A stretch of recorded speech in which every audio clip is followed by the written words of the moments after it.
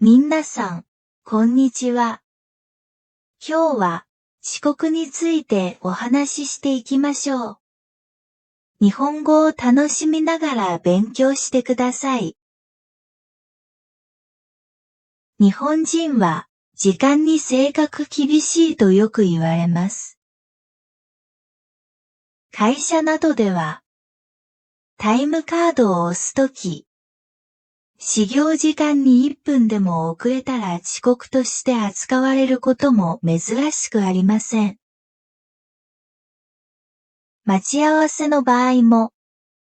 相手を待たせないようにしようと考える人が多く、待ち合わせ時間通りに、あるいは待ち合わせ時間の少し前には待ち合わせ場所に着くことが一般的です。もし遅れる場合は、それが5分や10分であっても、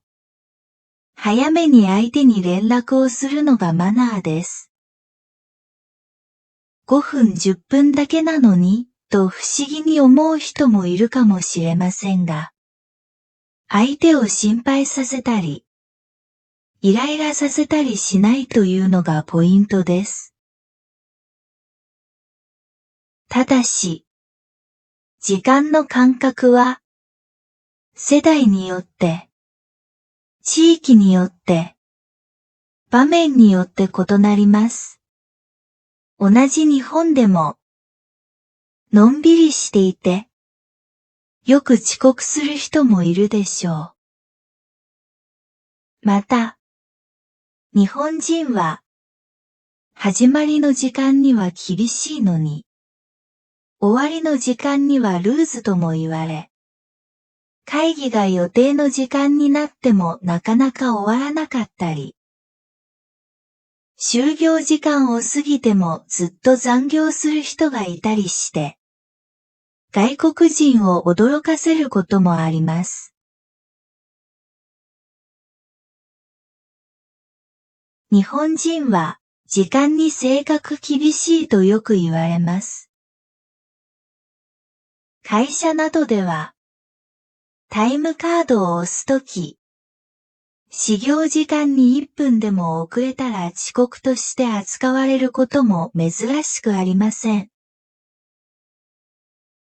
待ち合わせの場合も、相手を待たせないようにしようと考える人が多く、待ち合わせ時間通りに、あるいは待ち合わせ時間の少し前には待ち合わせ場所に着くことが一般的です。もし遅れる場合は、それが5分や10分であっても、早めに相手に連絡をするのがマナーです。5分10分だけなのに、と不思議に思う人もいるかもしれませんが、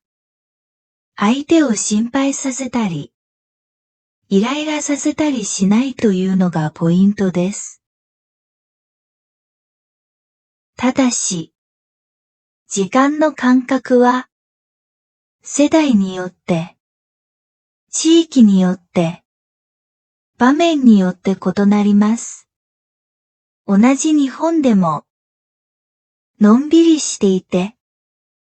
よく遅刻する人もいるでしょう。また、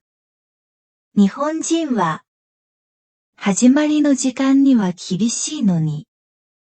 終わりの時間にはルーズとも言われ、会議が予定の時間になってもなかなか終わらなかったり、